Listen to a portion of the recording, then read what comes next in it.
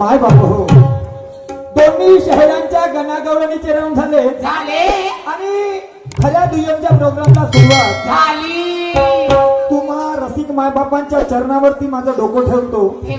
तुमच्या चरणाची धूळ मी माझ्या मस्तकी लावतो. पहिल्या डावाचा मानकरी शहीर या नात्याने एका सुंदर अशा प्रश्नाची विचारणा केली होती. कशी म्हणणं होतं, भक्ती भक्ती भक्ती तुम्ही करतो, मी करतो, सारा जग भक्ती भक्ती करते. आणि म्हणून एक असा प्रश्न उद्भवला आणि विचारण्याचा प्रयत्न केला. म्हणणं होतं माझं, जर कदाचित आपण पाणी पित असू आणि त्या पाण्यात जर कदाचित भक्ती केली तर त्या पाण्याचं अमृत बनते. जेवण करत असू, जेवणात जर कदाचित भक्ती केली, त्या अन्नात जर भक्ती केली, त्या जेवणाचं प्रसाद तयार होते. त्याचप्रमाणे गायन करत असू, गायनात जर भक्ती केली, त्या गायनाचं कीर्तन होते. तशाच पद्धतीने हा 3.5 हाताच्या देहात जर कदाचित भक्ती केली, भक्तीनं विराजमान केलं, तर ह्या 3.5 हाताच्या देहाचं काय होते. तर सूरजजी नवघरे सळसळत्या रक्ताचे तडफदार युवा तडफदार शहीर आपल्या पहिल्या डावावरती आले आणि म्हणतात काय, 3.5 हाताच्या देहात जर भक्ती केली तर तो भक्ती लीन होते. मान्यवरजी बड़ी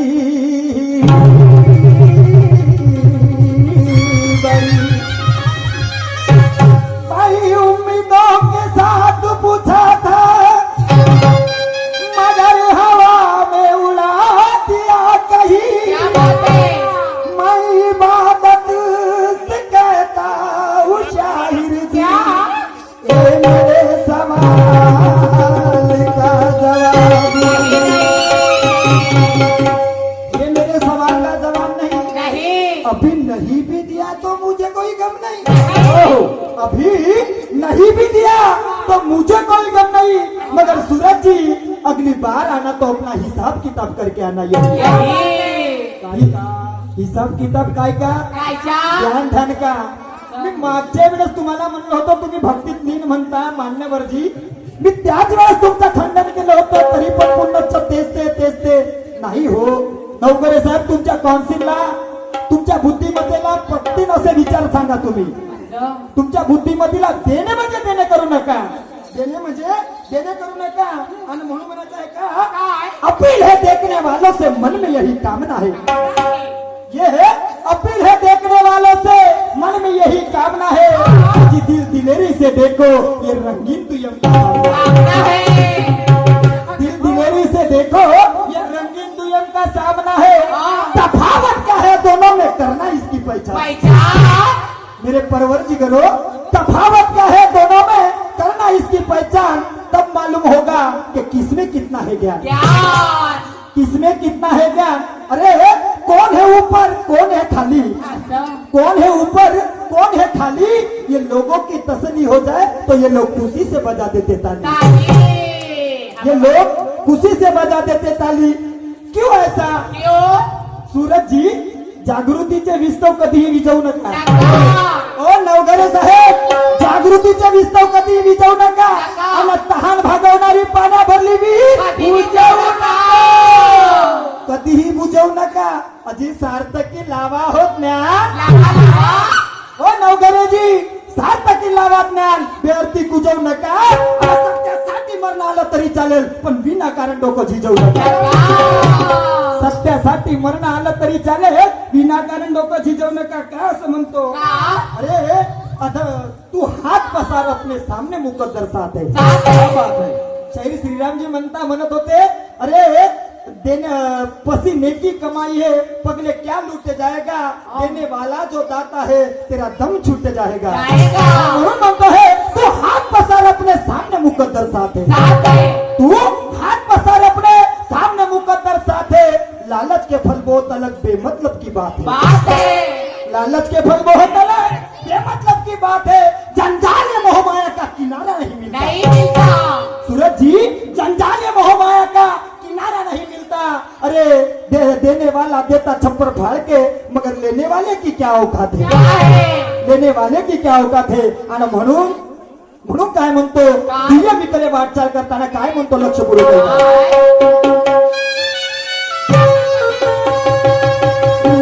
धीरजी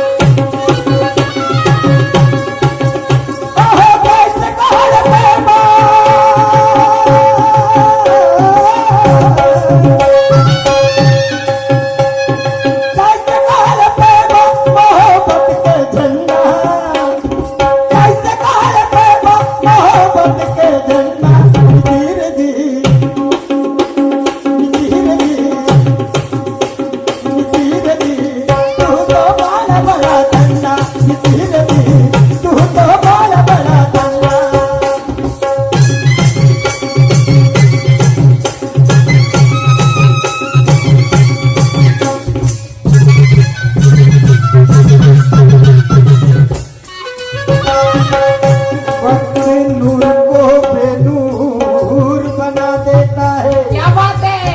वक्त नूर को बेनूर बना देता है, बना देता वक्त है। फकीर को हुजूर बना देता है। क्या है? वक्त की कद्र करे बंदे, कर ए बंदे, वक्त की कद्र करिए बंदे। वक्त कोयले को भी कोहिनूर बना क्या देता बात है? वक्त कोयले को भी कोहिनूर बना देता। वो कैसे?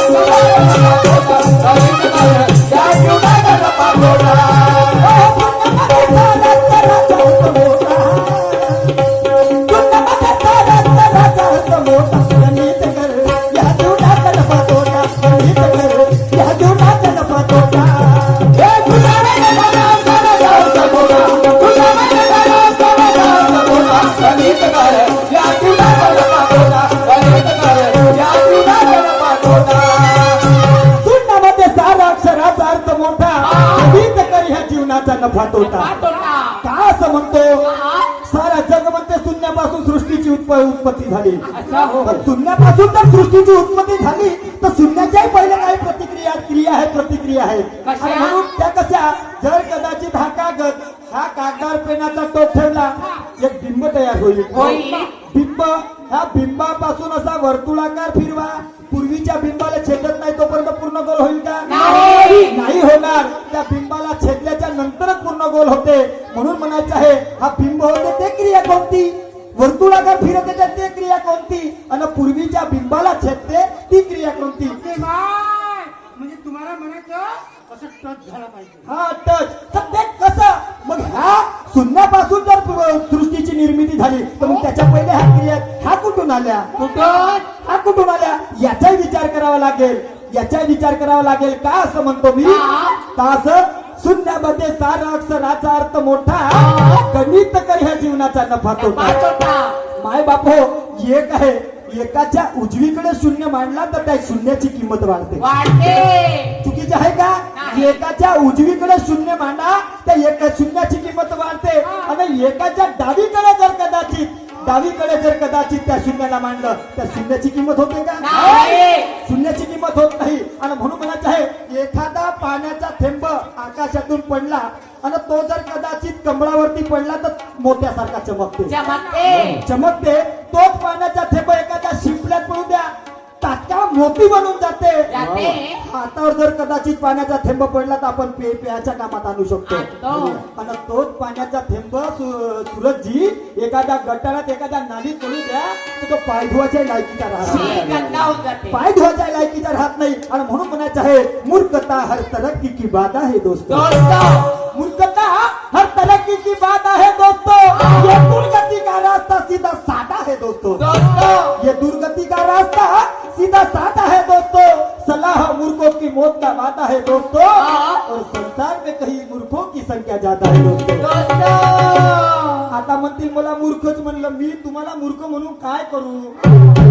तुम्ही तर विद्वान आहात सध्याच्या करिअर परिस्थितीमध्ये, अच्छा. विद्वान आहात आणि म्हणून मूर्ख कोण. माणसानं माणसासवे माणसासारखे कार्य केले तर मानवतेचा धर्म तयार होते, नाही तर मग रस्त्याने चरणारे डुकरही परवडले, अगदी बरोबर. रस्त्याला चरणारे डुकर पडले. आणि म्हणून म्हणत होतो शून्यामध्ये सार अक्षराचा अर्थ मोठा, गणित कर जीवनाचा नफा तोटा. क्या बात है. ऐका माझ्या माय बाप हो,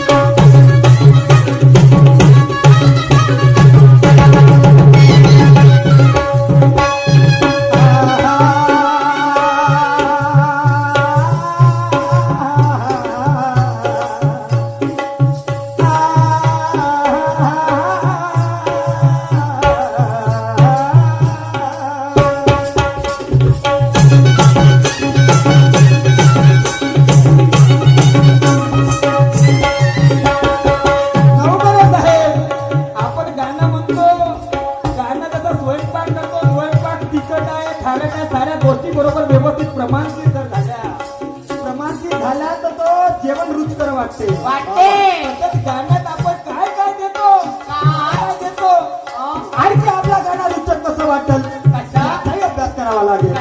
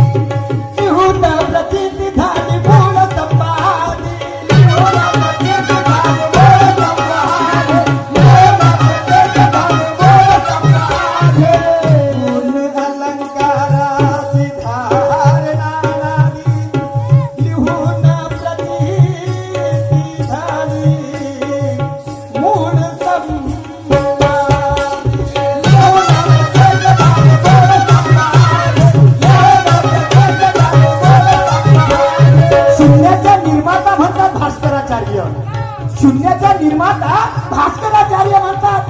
मग शून्यापासून सृष्टीची निर्मिती तर भास्कराचार्य कोण. मग भास्कराचार्य कोण तुम्हाला हा सांगायचा आहे विचार लोकांना. मला हे विचार सांगायचे आहेत आणि म्हणून काय म्हणतो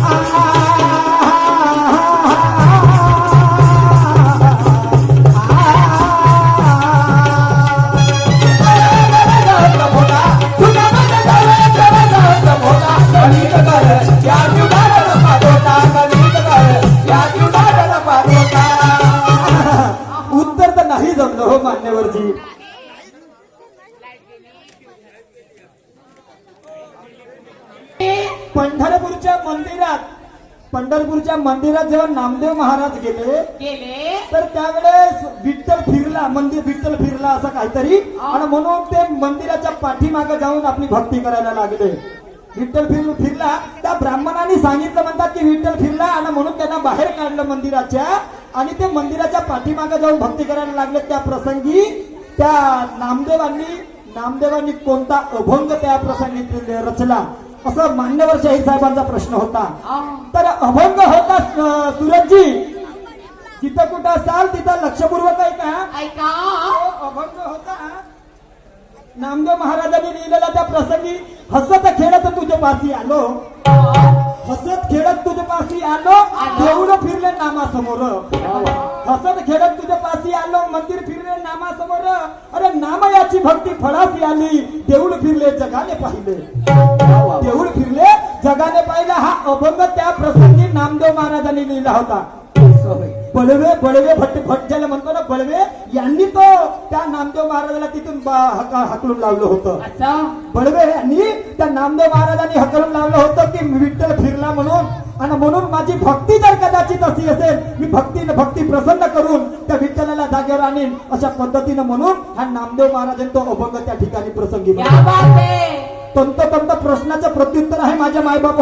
तुम्हाला वाटत असेल आणि याच्या व्यतिरिक्त जर कदाचित काही असेल, याच्या व्यतिरिक्त जर कदाचित असेल तर तुम्ही जनता जनार्दनाच्या समोर सांगा, तुमच्या नावाचा डंका वाजेल, तुमच्या नावाचा डंका वाजेल. तुमच्या प्रश्नाचं प्रत्युत्तर पण मला काय म्हणायचं सुरतजी, अधर्म से जीने वाले की किंमत नहीं होती, अधर्म से जीने वाले की कीमत नहीं होती, ये गरीबों का खून पीने वाले की कीमत नहीं होती, वतन पर मरने वालों के मेले लगते हैं तुरबत पर, वतन पर मरने वालों के मेले लगते हैं तुरबत पर, अरे मौत से मरने वाले की कभी किंमत नहीं होती. का असं म्हणतो माझ्या माय बाप हो, का असं म्हणतो. अरे एखादा म्हणतात ना एखादा व्यक्ती गव्हर्नमेंट व्यक्ती आर्मी माणसाला म्हणतो आपण आर्मीत शिक्षण घ्या, आर्मीत जर भरती झाला तर आर्मीचा एक भाग आहे अग्निवीर म्हणून आहे. तर त्या अग्निवीराला पगार ठेवलाय माझ्या मायबाप 20,000. लक्षपूर्वक ऐका, महत्वाचा पॉइंट आहे. अग्निवीर हा 4 वर्षाची एक ड्युटी देते, त्या अग्निवीराला पगार देते 20,000 रुपये. आणि हा मंदिरात जो पूजा करते पंडित जे आहे म्हणतो त्याला 90,000 रुपये पगार, त्याला 90,000 रुपये पगार. माझ्या माँ बाप तुम्हीच विचार करा. आणि म्हणून म्हणायचं आहे, काय म्हणायचं आहे, ठंडा हाथ में पकड़ने के लिए मंदिर कर दिए खड़े, ठंडा हाथ में पकड़ने के लिए मंदिर कर दिए खड़े. ये पगड़े जैसी बात इनकी, ये जनता आपस में लड़े. कितनी बहना हमारी, ये माँ बहना कितनी हमारी सेवा करती. अरे अंधविश्वासियों का ढाल, देखो माया राम रहीम की वो चाबी लेके बैठा आसाराम. आणि म्हणून पंजाबराव देशमुखाने एक GR काढला होता. कारण हा देशाच्या केंद्र सरकारच्या प्रॉपर्टी पेक्षा हा मंदिरातली प्रॉपर्टी 7 आहे. आणि म्हणून पंजाबराव देशमुखाने GR काढला होता. आमच्या गोरगरीब शेतकरी, शेतमजूर, कष्टकऱ्यांच्या मुलांच्या शिक्षणाकरिता, त्यांच्या भवितव्याकरिता मंदिरातली जी प्रॉपर्टी आहे ते थोडीफार प्रॉपर्टी आमच्या गोरगरिबांच्या मुलांकरिता खर्च करू. पण हाणून पाडला आणि आज हे कंडिशन आली. आणि म्हणून काय म्हणतो माझ्या मायबापू, ना बनाओ मंदिर मस्जिद, ना उसमें अल्लाह ना कोई राम बसेगा, ना बनाओ मंदिर मस्जिद, ना उसमें अल्लाह ना कोई राम बसेगा. बनाना है तो विश्वविद्यालय बनाओ, कोई अंबेडकर तो कोई अब्दुल कलाम बनेगा, कोई अंबेडकर तो अब्दुल कलाम बनेगा. त्यावेळेस जर पंजाबराव देशमुखाचे विचार आत्मसात केले असते तर आज आमच्या जिल्हा परिषदच्या शाळेला ताले लागले नसते, जिल्हा परिषदच्या शाळेत ताले लागले नसते. आणि आमच्या गोरगरिबांच्या मुलांना 70,000, 40,000, 50,000, 60,000, 70,000 रुपये डोनेशन देऊन त्या प्रायव्हेट शाळेमध्ये पाठवावं लागलं नसतं. ही कंडिशन आहे आमच्या मायबाप. आणि म्हणून काय म्हणतो, लक्षपूर्वक ऐका.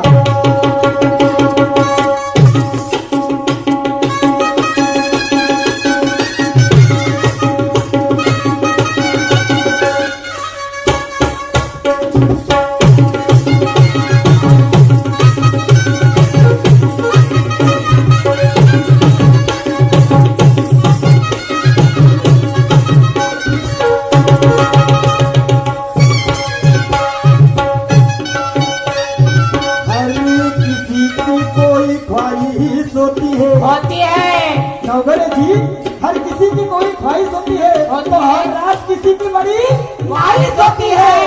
हर रात किसी की बड़ी नाइस होती है। अरे वही तो चीज है सबकी चॉइस होती है। और नवगढ़े जी जब मेरे बात से बात तो आजमाइश भी होती है। होती है। जब मेरे बात से बात तो आजमाइश होती है आणि म्हणून काय म्हणतो आहे काय?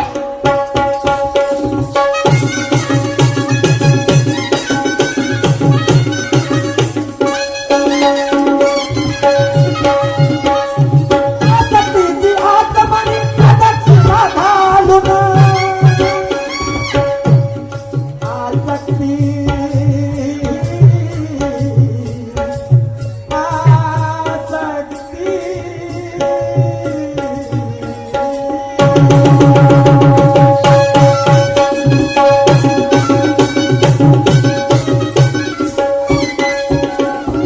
आसक्तीची आत्मनी प्रदक्षिणा घालून वचन किती धरती जाई बोलचे घालून वचन किती धरती जाई बोलचे घालून. आमचे आजोबा म्हणायचे गणराज नाचला वरचंद्र हासला. जय श्रीरामजी म्हणायचे गणराज नाचला वरचंद्र हासला. तळमळल्या लागली वसुंधरा. वसुंधरा. जेव्हा गणना गणेश भगवान पहिल्या पूजेचे मानकरी ठरण्याची जेव्हा शर्त लागली होती कार्तिक आणि गणेश भगवानामध्ये दोन्हीचे दोन्ही पृथ्वीची प्रदक्षिणा घालायचं आणि म्हणून कार्तिक स्वामी मोरावर बसून प्रदक्षिणा घालायला लागले पृथ्वीची. पण गणेश भगवानांनी माझे मायबापच सर्वस्व आहेत माझे मायबाप सर्वस्व आहेत आणि म्हणून आपल्या आई वडिलांची प्रदक्षिणा घातली पहिल्या पूजेचे मानकरी ठरले. पण शास्त्र म्हणते हा धरतीचा भार शेषनागाच्या फण्यावर आहे. आहे. शास्त्र म्हणते माझ्या मायबापा लक्ष ठेवा. शास्त्र म्हणते हा धरतीचा भार शेषनागाच्या फण्यावर आहे. परंतु लोकशाहीर अण्णाभाऊ साठे म्हणतात हा धरतीचा भार शेतकरी शेतमजूर कष्टकऱ्यांच्या तळहातावरती आहे. शेतकरी शेतमजूर कष्टकऱ्यांच्या तळहातावरती आहे. तर ज्या वेळेस शेतकरी जेव्हा आहे तर मग जेव्हा गणराज प्रदक्षिणा घालायला लागला त्यावेळेस तो त्या विचारायला लागला की हा धरतीचा वजन किती शेषनागाला विचारायला लागला. शेषनागाच्या तोंडून काय निघालं असेल काय? काय निघालं असेल नवगरे जरा उलगडा करून दाखवा हो. दादा. उलगडा करून मोठ्या आत्मसमज याच्याला विचारतो तुम्हाला मोठ्या पोटतिरकीनं बोलत आहे. जरा नवगरे साहेब जरा जनता जनार्दनाला सांगा ऐका काय म्हणतो.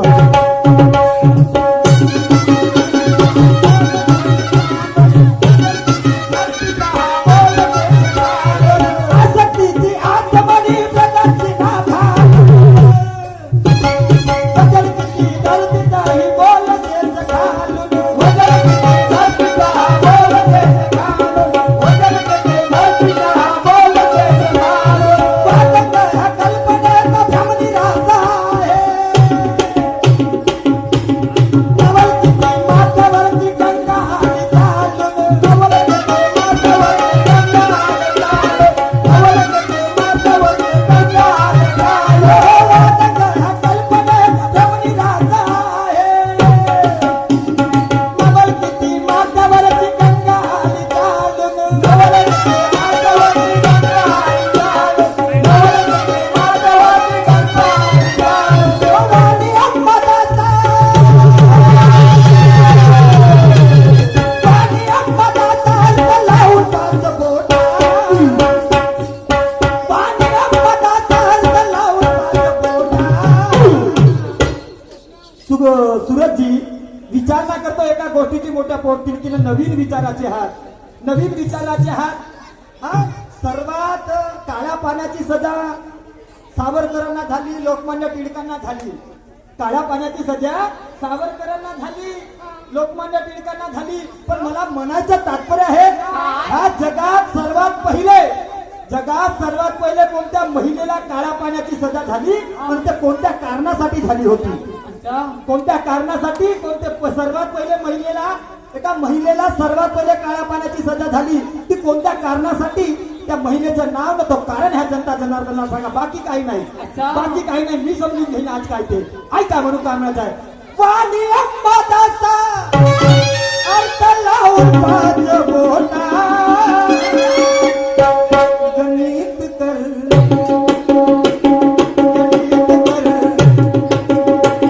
गणित कर